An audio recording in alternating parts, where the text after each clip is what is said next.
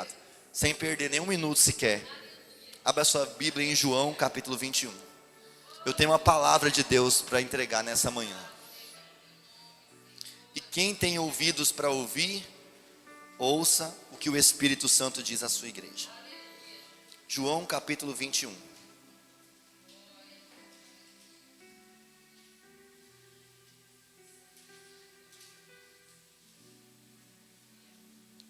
Que o Senhor me ajude nessa manhã.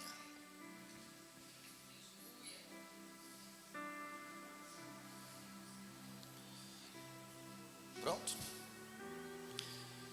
Algum tempo depois, Jesus apareceu de novo aos seus discípulos à margem do mar de Tiberíades. Simão Pedro, Tomé, chamado Dídimo, Natanael, que era de Caná da Galileia, os filhos de Zebedeu, e mais 2 dos seus discípulos estavam juntos. Simão Pedro disse-lhes: vou pescar. E eles o encorajaram: nós vamos contigo também. Saíram e logo entraram no barco. Naquela noite nada pegaram. Entretanto, ao clarear da manhã, estava Jesus na praia, mas os discípulos não perceberam que era ele. E Jesus lhes perguntou: moços, tendes aí alguma coisa para comer? E lhes responderam: não. Então Jesus orientou-os: lançai a rede do lado direito do barco e encontrareis. Assim eles o fizeram, e logo não conseguiam recolher a rede, por causa da abundância de peixes. Diante disso, o discípulo a quem Jesus amava disse a Pedro: é o Senhor. Assim que Simão Pedro ouviu que era o Senhor, vestiu sua túnica, pois havia tirado, e lançou-se ao mar. Mas os outros discípulos vieram no pequeno barco, arrastando a rede com os peixes, pois não estavam longe da praia senão uns 200 côvados. Então, assim que saltaram em terra, viram ali fogueira, peixe sobre as brasas e um pouco de pão. Diga comigo: fogo, peixe e pão. Mais uma vez: fogo, peixe e pão. E Jesus lhes pediu: trazei alguns peixes que acabastes de pegar. Simão Pedro entrou no barco e arrastou a rede para a terra, e ela estava cheia com 153 grandes peixes. E mesmo com tantos peixes, a rede não se rompeu. Então Jesus os convidou: vinde e tomai o vosso de jejum. E nenhum dos discípulos tinha coragem de indagar-lhe: quem és tu? Pois sabiam que era o Senhor. Jesus aproximou-se, pegou o pão, deu a eles, tomou um peixe e fez o mesmo. E essa foi a terceira vez que Jesus apareceu aos seus discípulos, depois de haver ressuscitado dos mortos. Assim, após tomar o de jejum, Jesus questionou a Simão Pedro: Simão, filho de João, tu me amas mais do que estes outros? Respondeu ele: sim, Senhor, tu sabes que eu te amo. Jesus o encarregou: cuida dos meus cordeiros. Outra vez Jesus perguntou: Simão, filho de João, tu me amas? Ele afirmou: sim, Senhor, tu sabes que te amo. Jesus lhes confiou: pastoreia as minhas ovelhas. Pela terceira vez Jesus perguntou: Simão, filho de João, tu me amas? Pedro ficou angustiado por Jesus haver lhe perguntado pela terceira vez: tu me amas? E assegurou-lhe: Senhor, tu conheces todas as coisas e sabes que eu te amo. Comissionou-o Jesus: apacenta as minhas ovelhas. Em verdade eu te afirmo, quando eras mais jovem, tu te vestias a ti mesmo e ias para onde desejavas. Mas quando chegares à velhice, estenderás as mãos, e outra pessoa te vestirá e te conduzirá para onde tu não queres ir. Isto falou Jesus, significando o tipo de morte com a qual Pedro iria glorificar a Deus. E assim que terminou de proferir essas palavras, acrescentou: segue-me. Você pode dizer um amém por isso? Espírito Santo de Deus, esta é a tua palavra, fiel e digna de toda aceitação. Que nessa manhã, por meio dela, se cumpra o teu propósito nesse lugar. Que eu seja como uma flecha que acerta o alvo, e que os corações sejam alcançados pela tua palavra na manhã desse dia. Ela é poder, ela pode transformar, ela é como um martelo que esmiuça a penha, ela é lâmpada para os nossos pés, ela é luz para o nosso caminho. Se andarmos segundo a tua palavra, nós não tropeçaremos. Eu te peço, Senhor, que a luz do teu entendimento possa se acender em cada mente e coração nessa manhã. Que o Senhor possa fazer a nossa mente totalmente cativa à voz do teu Espírito Santo. E eu peço a tua ajuda para transmitir a tua palavra, porque sem ti eu não consigo fazer nada. Fica conosco nessa manhã, em nome de Jesus. Você concorda com essa oração? Então diga amém. João 21. É a aparição de Jesus para os seus discípulos depois de ressuscitado. O cenário em que Jesus aparece em João 21, totalmente ressurreto aos seus discípulos, é um cenário de desistência. Quem está lá? Pedro. Pedro havia negado Jesus, e depois de todo o acontecimento da cruz, da morte, da coroa de espinho, da lança no peito, do prego nos pés, do prego nas mãos, envergonhado, talvez arrependido, Pedro toma uma decisão no coração dele. Nós lemos, ele diz: eu vou pescar. Só que Pedro é alguém que tem influência, e nós não conseguimos definir, muitas vezes, qual é o nível de influência que a gente exerce sobre a vida das outras pessoas. Alguém olha para mim e fala assim: nossa pastor, você é uma bênção, eu admiro você, eu respeito você, eu considero você. E não foi pedido, não foi exigido, mas algumas vezes nos relacionamentos isso acontece de maneira natural. A gente acaba por exercer influência sobre algumas pessoas, mesmo involuntariamente. E quando Pedro toma uma decisão que é dele, que é pessoal, ele diz: eu vou pescar. Ele não chamou ninguém, ele não exigiu de ninguém, ele não pediu para ninguém, ele não convidou ninguém, ele simplesmente tomou uma decisão pessoal, e que só cabia a ele. Eu decidi, para mim, para minha vida. Só que ele esqueceu que a influência era exercida sobre a vida dos outros discípulos. Automaticamente, os que estavam à volta de Pedro falaram assim: nós também vamos pescar com você. Eu imagino, a Bíblia não diz, quando eu imagino eu aviso. Eu imagino Pedro falando: não, eu que estou indo, não chamei ninguém para vir atrás de mim, eu não quero nem saber. Cada um é responsável pela sua própria vida. A gente usa um jargão evangélico que diz: salvação é individual, eu estou seguindo o meu caminho, vocês seguem o seu. Mas não, Pedro, você exerce influência sobre nós, e nós estamos olhando para você. Se você cair, nós vamos cair. Se você se levantar, nós vamos se levantar. Olha o perigo.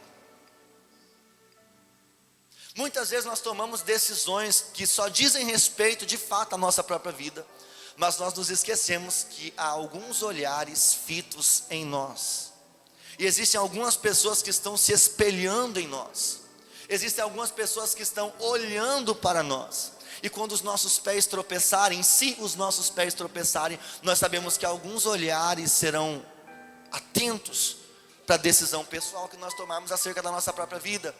Então, quando eu estou dentro do reino de Deus, eu preciso entender que por mais que uma decisão seja tomada no âmbito individual da minha vida, quem está me ouvindo diga amém. Isso também exerce um tipo de responsabilidade sobre a vida das outras pessoas. Olha para alguém com muito carinho, só para você interagir um pouquinho, diga assim: se você se levantar, alguém vai se levantar com você. Mas se você cair, cuidado, alguém pode cair junto com você. Diga assim: a responsabilidade é toda sua.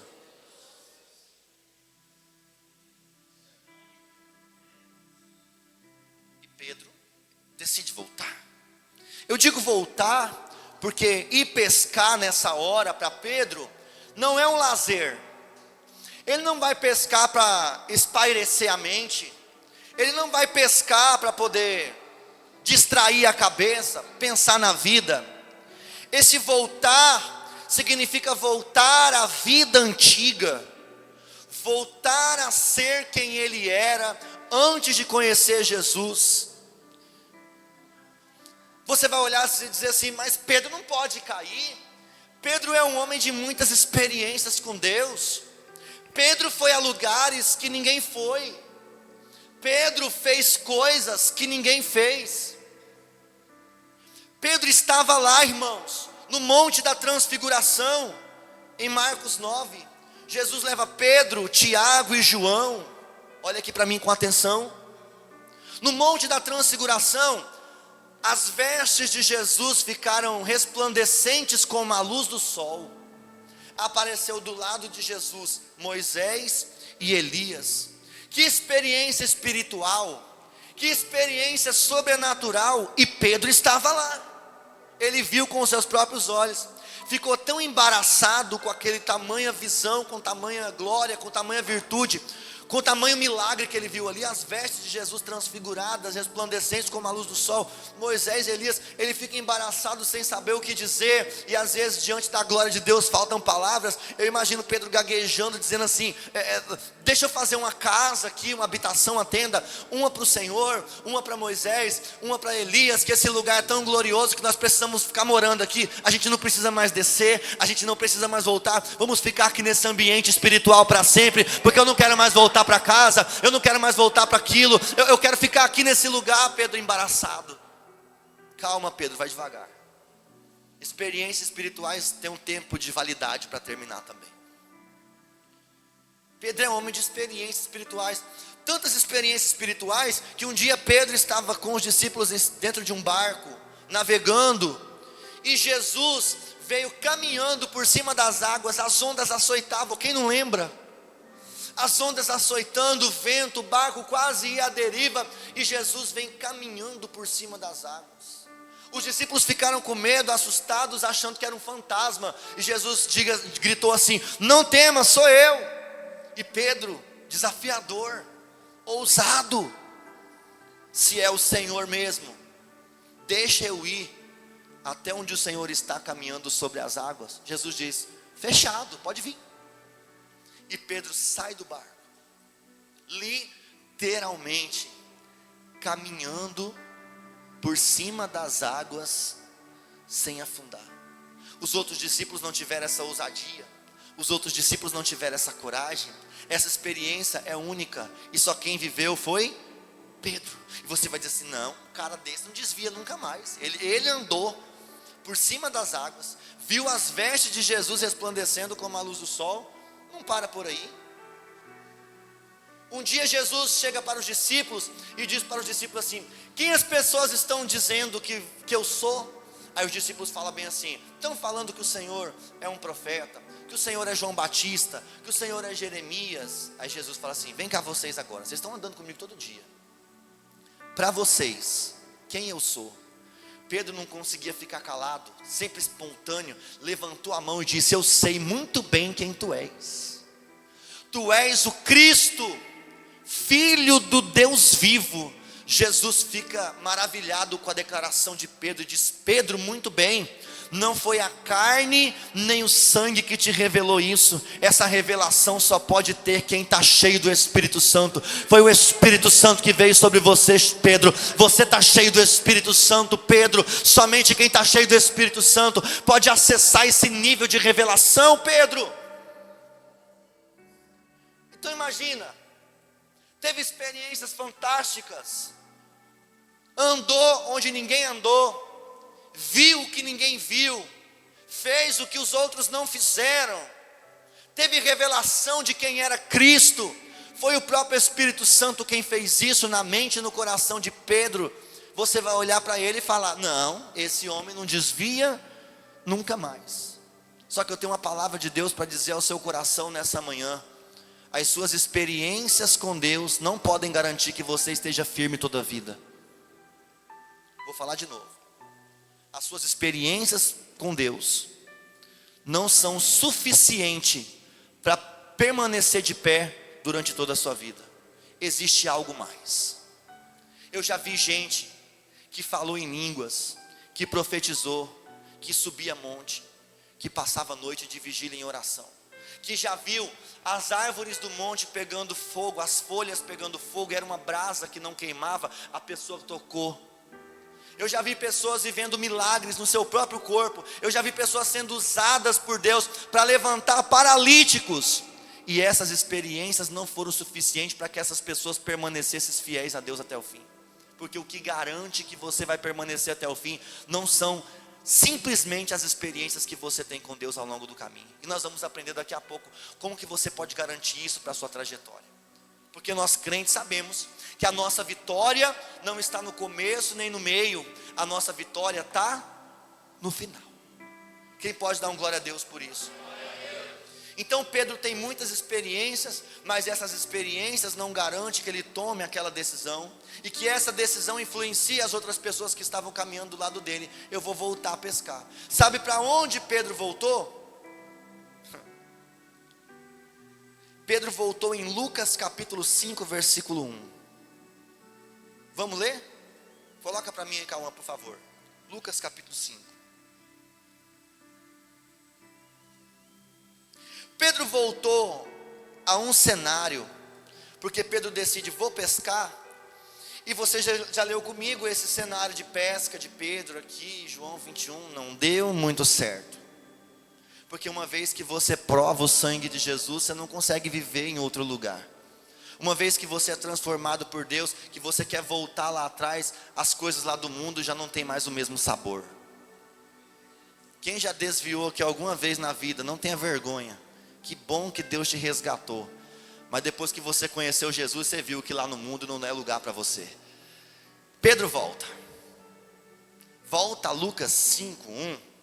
E lá em Lucas 5:1 diz o seguinte: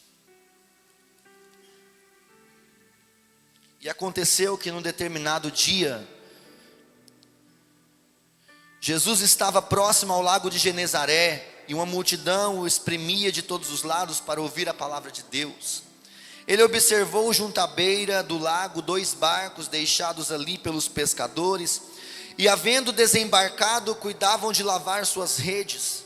Então entrou em um dos barcos que pertencia a Simão, que é Pedro, e lhe solicitou que afastasse um pouco da praia, e assentando-se do barco ensinava o povo.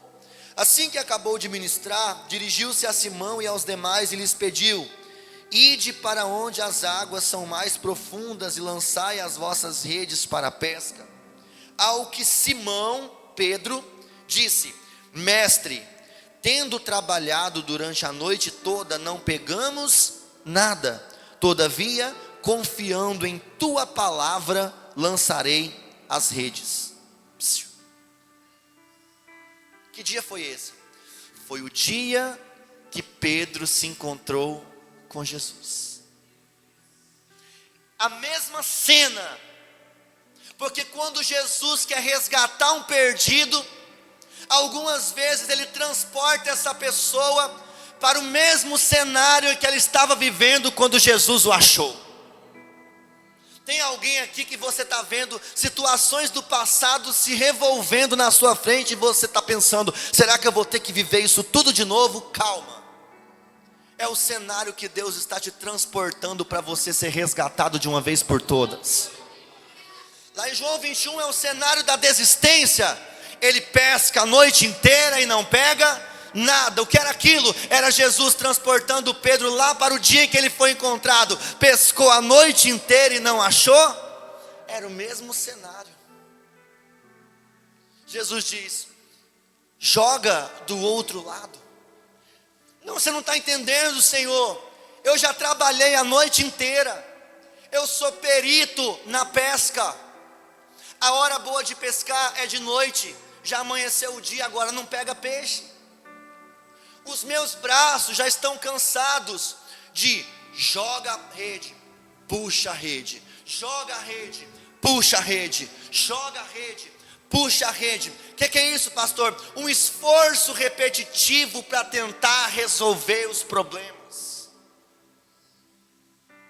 Pedro passou uma noite inteira tentando do jeito dele, com a perícia dele, com o conhecimento dele, com a habilidade dele. Calma que eu sei pescar. Não é você que vem me ensinar a pescar. Eu sei como que joga a rede, eu sei como que pega peixe. Mas só que quando nós tentamos fazer as coisas com esforço do nosso próprio braço, confiando na nossa inteligência, confiando na nossa expertise, nós não conseguimos os resultados que esperamos, porque não estamos debaixo de uma palavra que vem da boca de Deus. Porque quando nós estamos debaixo de uma palavra que vem da boca de Deus, não precisa fazer esforço, não precisa ferir a rocha, as coisas acontecem naturalmente. Porque é Deus quem está designando o caminho, e é por Ele que você passa. Talvez você nessa manhã chegou aqui com seus braços cansados. Você já se esforçou o suficiente para você descobrir que com a sua força não dá. Glória. Não, pastor, mas eu sei tocar esse negócio. Tem 3 anos que eu toco esse negócio. Não, pastor, mas eu sei como que é estar casado. Eu tenho 20 anos de casamento. Não, pastor, eu sei resolver isso. Está falando de criação de filho, pastor? Eu já criei 3. E talvez a pessoa está dizendo, eu sei fazer isso, eu vou conseguir resolver isso, eu vou conseguir fazer isso. Mas eu estou aqui para dizer para você que sem Jesus você não vai conseguir nada. Que o que vai fazer a diferença nesse esforço repetitivo que você está fazendo é uma palavra. Porque depois de uma noite inteira de trabalho, Jesus diz, joga ali.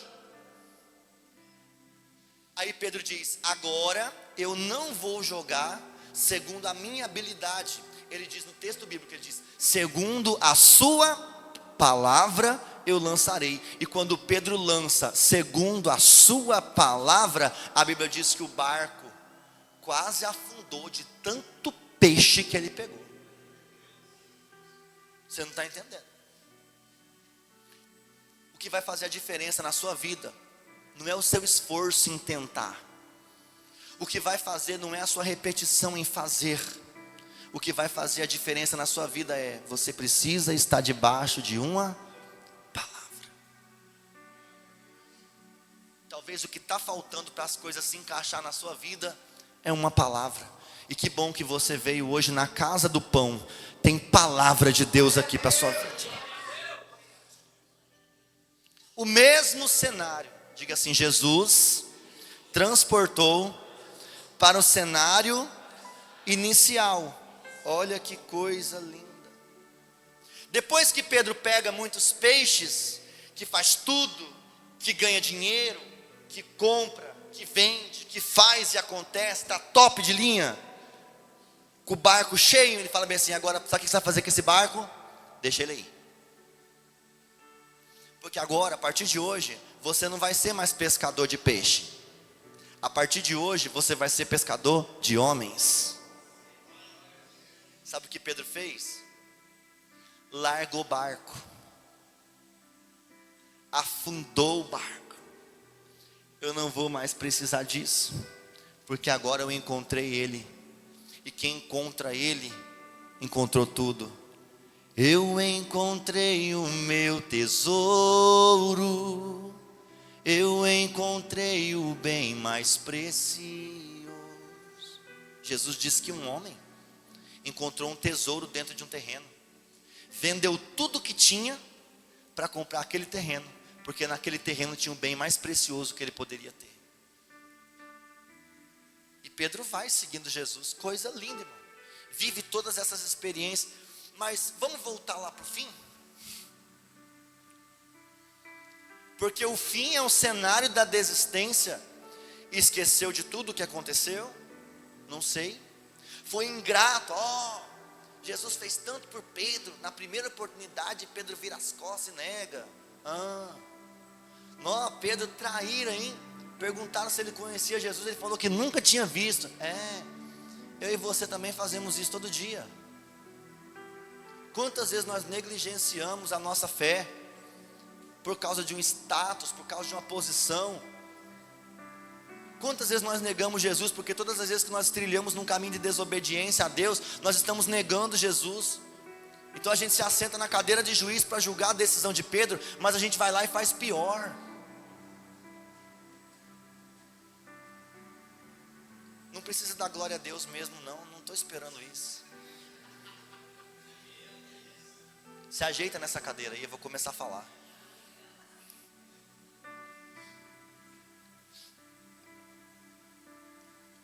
Bastasse o cenário de desistência, bastasse a influência de levar os outros, agora Pedro está lá. Joga, tira, joga a rede, tira a rede.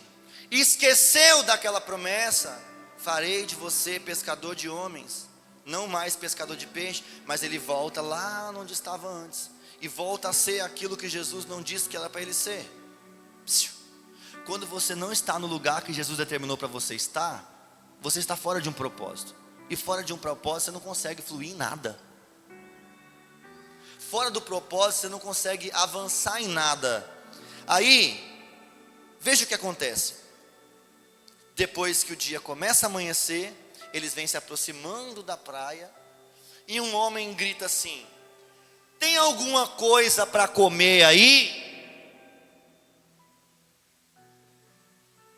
Aí eles dizem: parece que Jesus faz de propósito. Trabalhamos a noite inteira e não pegamos nada. Aí Jesus: eu já vi isso em algum lugar. Jesus diz: lança a rede do outro lado. Um olha para a cara do outro e fala assim: eu já ouvi isso em algum lugar.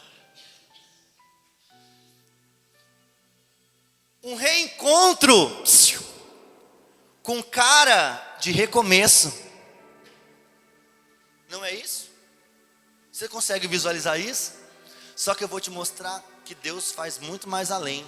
E quando Ele toca na ferida, Ele toca para curar. Vou falar de novo. Quando Ele toca na ferida, Ele toca para curar.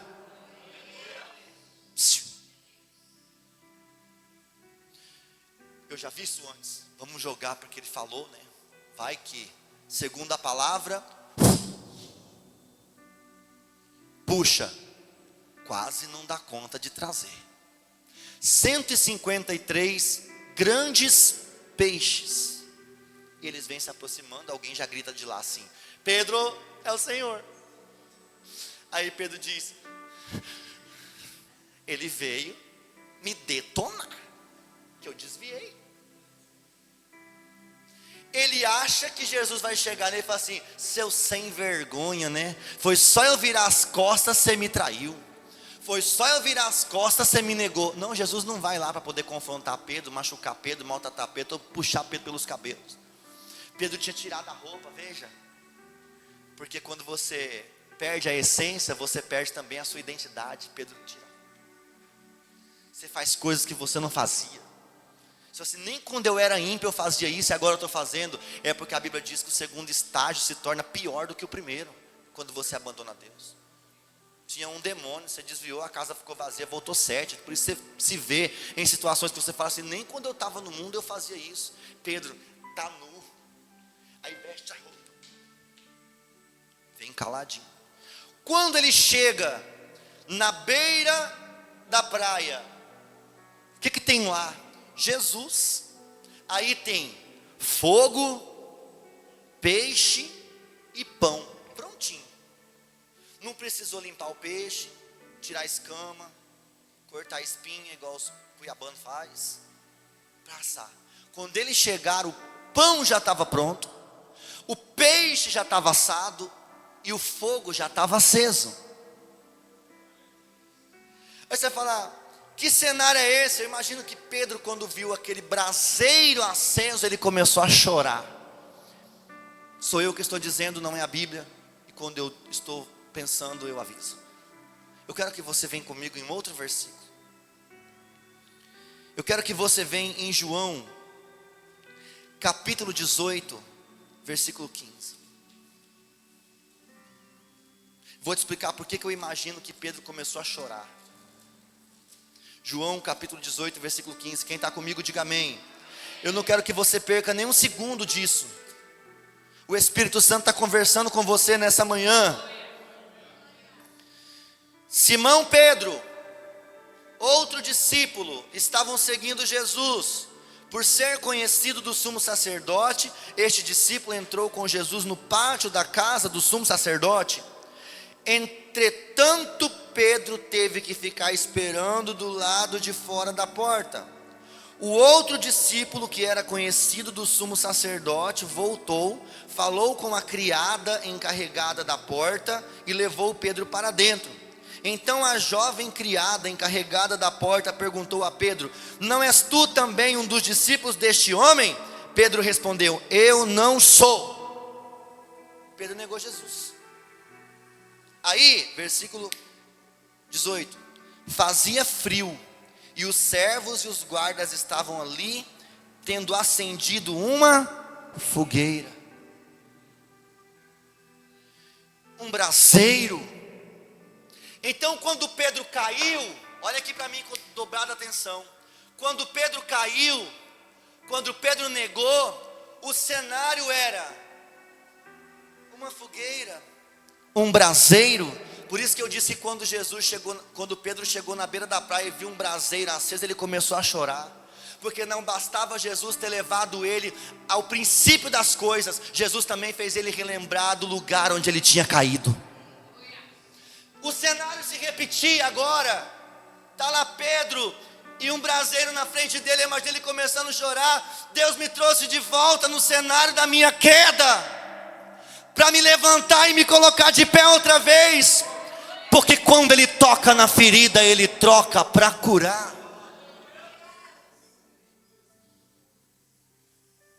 Ele foi transportado ao princípio, onde ele começou, para lembrar de uma palavra que foi feita, e Jesus estava dizendo: nenhuma daquelas palavras caíram por terra. Farei de você pescadores de homens. O que eu prometi para você ainda está de pé.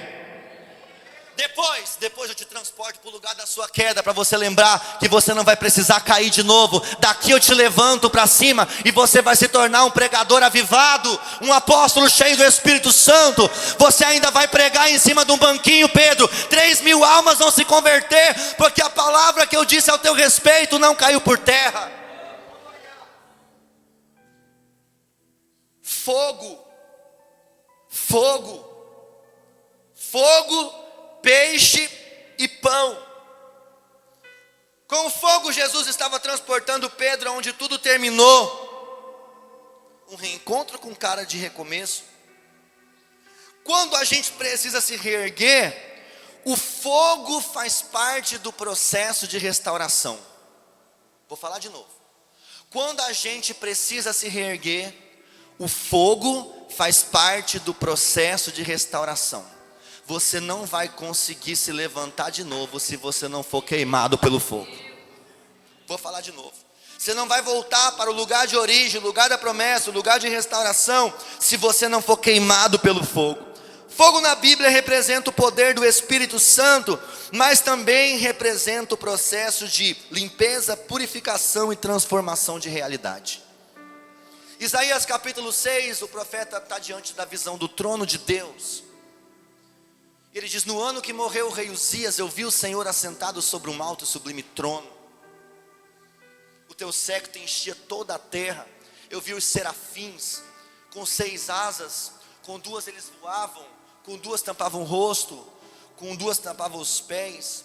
E quando eu vi aquela visão extraordinária da grandeza do trono de Deus, eu gritei: ai de mim que vou perecendo, eu estou morto. Por quê? Porque eu tenho visto a glória de Deus, e quem vê a glória de Deus, morre. Aí ele diz: eu sou um homem impuro, Isaías. Eu sou um homem de lábios impuros, e habito no meio de um povo de lábios impuros. Isaías tem um problema. Qual que é o problema de Isaías? Diga comigo: boca impura. Ele tinha uma boca suja e morava no meio de um povo impuro. Então ele diz: eu vou ver a glória de Deus, só que meus lábios estão impuros, eu estou perdido. Aí sabe o que aconteceu ali? Redobra a sua atenção. A Bíblia diz que um serafim voou até o trono de Deus e retirou uma brasa do altar de Deus, com uma tenaz, e vem com aquela brasa pegando fogo.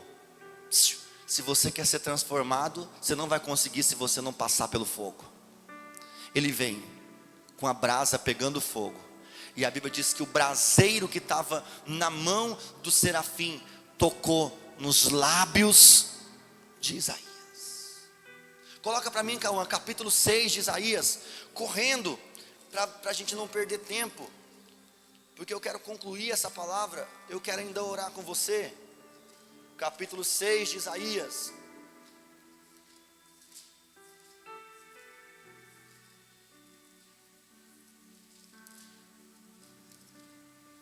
Você está anotando?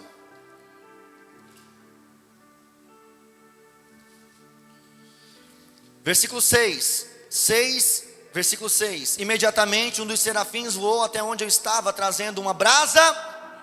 Fala mais forte, brasa viva. Grita, brasa viva. Essa brasa ele havia tirado do altar de Deus com uma tenaz. Com ela tocou a minha boca e me declarou: vê, isto tocou os teus lábios, a tua culpa foi removida e o teu pecado está perdoado. É isso que o fogo faz.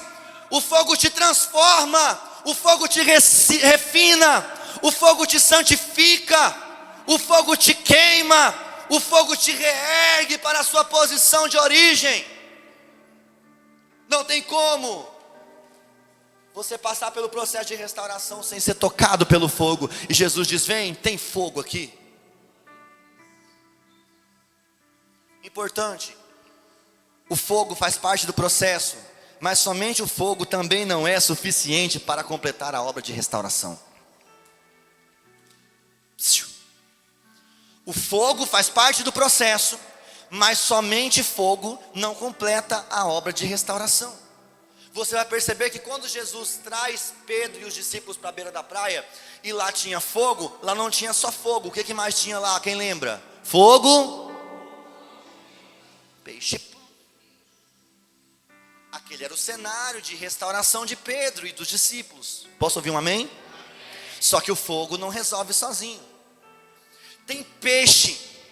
E onde o peixe está? Em cima do fogo. O fogo está embaixo, mas o alimento que sustenta está em cima. Vou falar de novo, com muita calma. O fogo está embaixo, mas o alimento que sustenta está em cima. Pedro está debilitado espiritualmente. Pedro precisa se reerguer, ele precisa de alimento. Só que tem uma coisa: o fogo sem o alimento, o que vai ser oferecido a Pedro não é o fogo. O que vai ser oferecido para Pedro é o alimento. Mas o fogo faz parte da preparação do alimento. Então tem duas chaves aqui: fogo e alimento. A pessoa fala assim: pastor, eu estou muito desanimado, desacorçoado, eu estou quase desviado, pastor, socorro, me ajuda. Faz uma oração de fogo para mim. Eu quero fogo, eu quero fire. Põe a mão na minha cabeça para eu cair. Eu quero fogo. E tem crente achando que consegue se sustentar de pé só com fogo. Aí não lê Bíblia, não ora, não jejua, não tem palavra. E se não tem palavra, pode estar no meio da brasa. Sabe o que acontece com um crente que está no meio da brasa, mas não tem alimento? Vira cinza. Vou falar de novo. Crente que está no meio do fogo sem alimento, vira cinza. Aí não adianta, não sabe um versículo da Bíblia. Não adianta, não frequenta uma escola bíblica, mas não tem compromisso com a palavra. Está cheio do fogo. Você chega perto dele e começa: o que é isso? Fogo. Eu estou cheio de fogo. Eu quero fogo. Eu estou no fogo. Tem fogo aí? Calma. O fogo faz parte do processo, mas o fogo de nada tem proveitoso se não tiver Alimento. Por isso que ele colocou o fogo embaixo e o alimento em cima. Agora come. Come, porque tem uma conversa para ter com você ainda, meu caro. A história não termina aqui. Diga assim, mais forte, depende do outro. Diga, é pão, peixe e fogo. Fogo, peixe e pão. Quem quer ser avivado com o fogo do Espírito Santo aí? Eu quero. Esse fogo me refina, me prepara, me capacita, me purifica.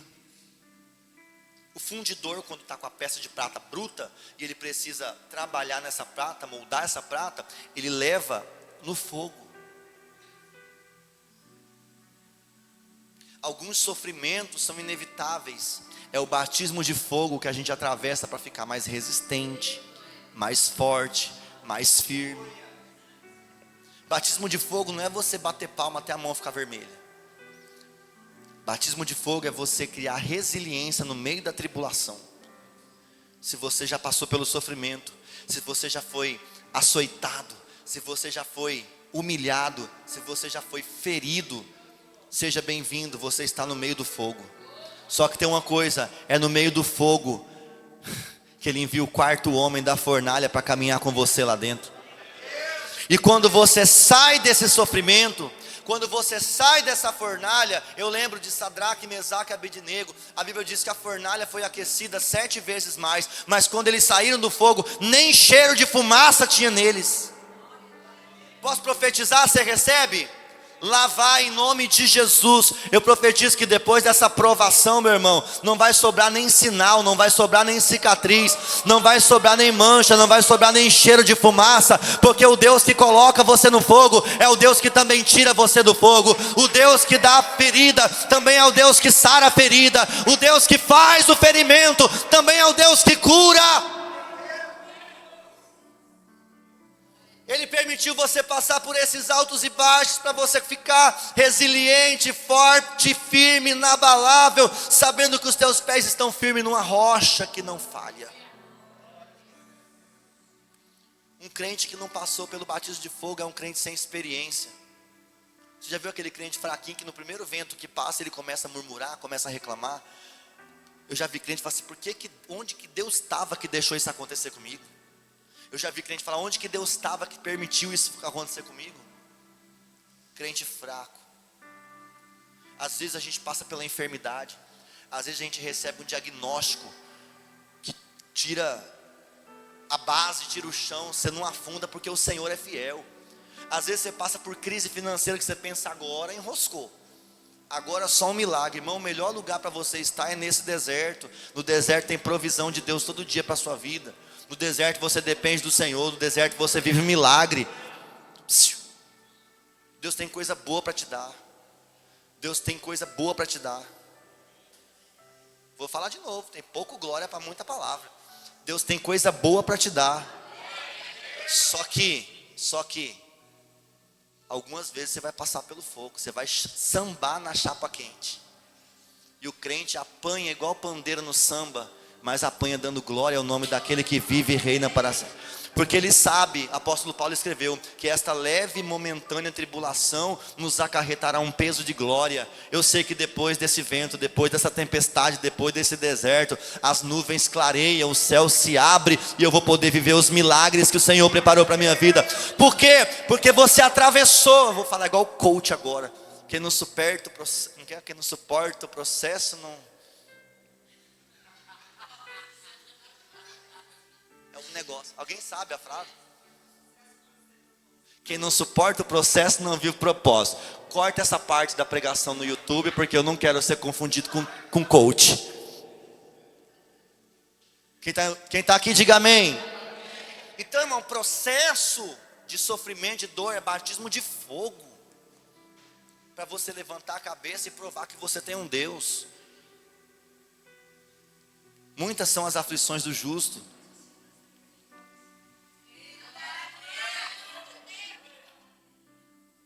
Até bonita agora. Não foi combinado. Vocês não sabem casar, tem que casar com quem é Bíblia. Melhor coisa é casar com Bíblia, irmão. Entendeu? Muitas são as aflições do justo, mas o Senhor o livra de todas. Pedro teve que cair naquele abismo para ele reconhecer, para ele entender, para ter maturidade para conversar um assunto com Jesus que também não é fácil de conversar. Vamos continuar, senão a gente para no meio do caminho. Eu prometo a vocês que eu já vou terminar. Versículo 15, Cauã, do mesmo capítulo de João 21. Diga assim: fogo, peixe e pão.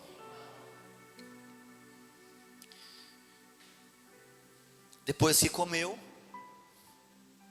avivado pelo fogo, alimentado pelo peixe e pelo pão, o alimento espiritual que Jesus dá, Jesus chama Pedro à parte e vai começar um diálogo. Capítulo 21, versículo 15.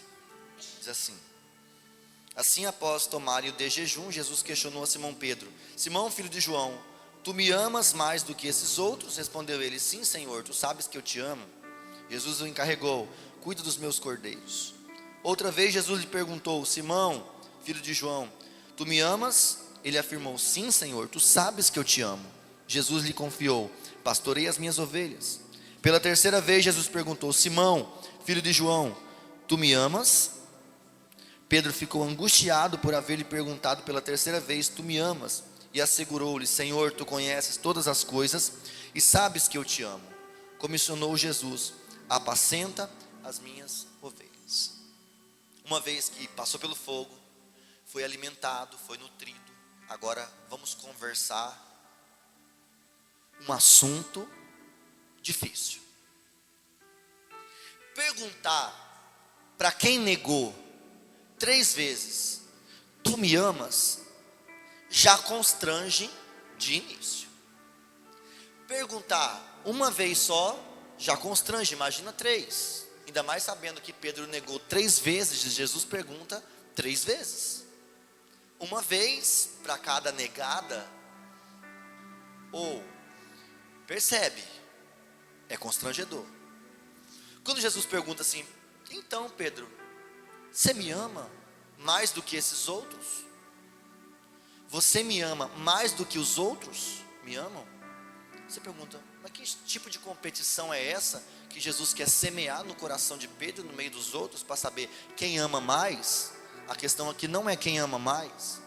A questão é que Jesus vai tocar na ferida. Ele não terminou quando ele levou Pedro na beira do mar da Galileia. Ele não terminou quando ele mostrou o braseiro para ele lembrar onde tinha caído. Quando ele toca na ferida, ele toca para curar. Ele chega: Pedro, você me ama mais do que esses outros me amam? Aí, Pedro, que certa feita Jesus disse para os discípulos assim: vão me levar na cruz, vão me humilhar, vão me bater, vão me matar. Aí Pedro diz: não, Senhor, não, eu não vou deixar fazer isso contigo.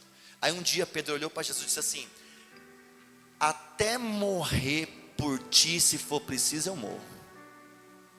Pedro disse: os outros aqui não sei o que vão fazer pelo Senhor não, mas o que depender de mim, eu dou a minha vida pelo Senhor. Pedro estava dizendo para Jesus: eu amo o Senhor mais do que os outros. E agora Jesus olha para Pedro e diz: Pedro, você me ama mais do que os outros? Engole, porque não dá para descer assim fácil. Eu imaginei ele lembrando: eu falei, né? Tem coisa que a gente promete para Deus e depois esquece. Só que tem uma coisa: há um memorial no céu onde as obras não são esquecidas. Vou abrir um parênteses aqui para te falar uma coisa espiritual. Cuidado com os votos que você faz com Deus na hora do aperto. Se o Senhor me livrar, eu vou fazer.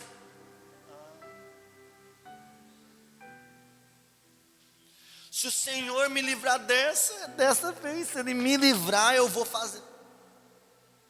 Aí na hora do aperto a pessoa faz um monte de promessa para Deus. Quando você faz um empenho de palavra, no mundo espiritual está anotado.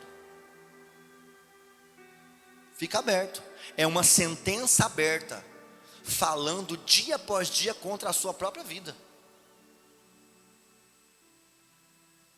A Bíblia diz: se você não tem condição de cumprir um voto com o Senhor, então não faça um voto com o Senhor. Deus não pediu para ninguém fazer voto com Deus, mas tem gente que é cheia de voto. É porque se o Senhor fizer isso, eu vou fazer isso. Se o Senhor me der isso, eu vou fazer aquilo. E começa a prometer coisas para o Senhor, principalmente na hora do aperto. Eu já vi gente prometer coisas, irmão. E depois que acontece, fala assim: ih, tá...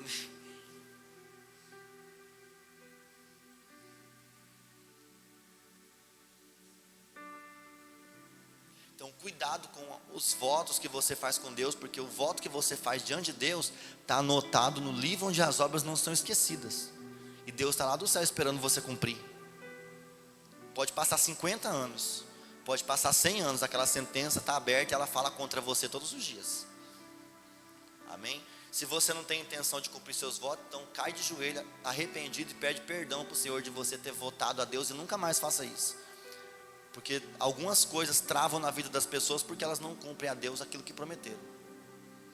Eu já vi gente no aperto falar: Senhor, eu vou ser dizimista, tanto da minha vida que o Senhor me der, e aí chega na hora, e não é só sobre dinheiro, viu? Voto, eu vou fazer tal coisa, enfim. Então, Pedro, você me ama mais que os outros? Mesmo depois de ter traído, Jesus retoma aquele assunto, e Pedro diz assim: sim, Senhor, eu te amo. Aí Jesus pergunta pela segunda vez, e perguntar uma já constrange, imagina duas: Pedro, tu me amas? Ele diz: Senhor, eu te amo. Quando Jesus toca na ferida, Ele toca para curar. Pela terceira vez, porque Ele negou 3 vezes. Pedro, tu me amas? Ele diz assim, ele baixou a cabeça. Nas 2 primeiras, ele respondeu: sim, te amo. Na terceira, ele não respondeu, porque ele sabia que aquela era uma resposta que não poderia ser dada naquele momento. Ele disse assim: Senhor, tu sabes todas as coisas, tu sabes. Era uma esquiva, sim ou não? Senhor, tu sabes. Apacenta as minhas ovelhas, faz o que eu estou te mandando. Olha aqui, vou te falar uma coisa: dizer que ama o Senhor e não obedece à ordem que Ele dá é fingimento e hipocrisia. Você me ama, eu amo. Aí Jesus diz: apacenta as minhas ovelhas. Como que Ele vai provar esse amor? Fazendo o que Jesus diz para ele fazer. E tem muita gente que está lá: Jesus, I love you, tatua no braço assim, Jesus, único amor. Desenha um coração e fala assim: eu amo Jesus. Você ter o nome de Jesus tatuado no seu corpo não significa que você ama Jesus, porque não adianta você ter Jesus tatuado no seu peito, no seu braço, na sua perna, na sua coxa, seja lá na onde for, e você não obedece os mandamentos do Senhor. Você não honra pai e mãe, você não se abstém das coisas do mundo. Você está dizendo que é noiva de Cristo, mas está andando de braços dados com o mundo. Que amor é esse? Porque o Espírito Santo tem ciúme de nós. E não adianta dizer que é a noiva do Cordeiro e está de braços dados com o mundo, para cima e para baixo. Ele vem buscar uma noiva eleita, adornada, purificada, lavada no sangue do Cordeiro. Como Pedro vai provar para o Senhor que ele ama de verdade e responder essa pergunta? Senhor, eu não posso te dar essa resposta agora. Só que nos versículos seguintes Jesus diz bem assim: Pedro, quando você era mais moço, você se vestia sozinho, você ia para onde você queria, mas vai chegar uma hora que você não vai mais se vestir sozinho, que você vai aonde os outros te levarem. E a Bíblia diz, entre parênteses, que Jesus estava falando do tipo de morte que Pedro iria glorificar o Senhor. Então essa resposta, se tu me amas, ela não pode ser dada agora. Essa resposta só pode ser dada na morte de Pedro.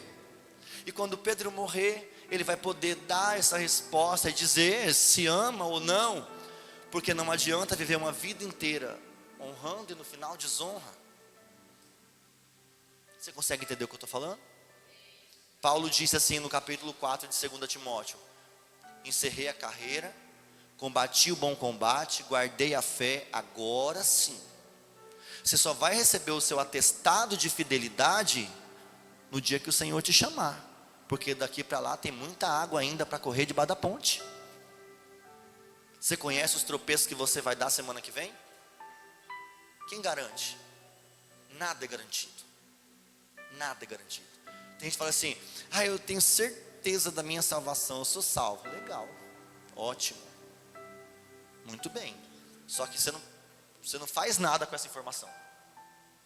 Dizer hoje que você é salvo não muda nada na sua situação, absolutamente nada. Agora, dizer isso no dia que os seus olhos se fecharem para essa vida aí, faz toda a diferença. Porque o atestado da nossa fidelidade não é dado agora, ele é dado no final. E Eclesiastes 7:8 diz que o fim das coisas é melhor do que o começo delas. Então, para um crente salvo, o atestado é dado naquele dia. Mas eu quero que você se ponha de pé agora. E eu quero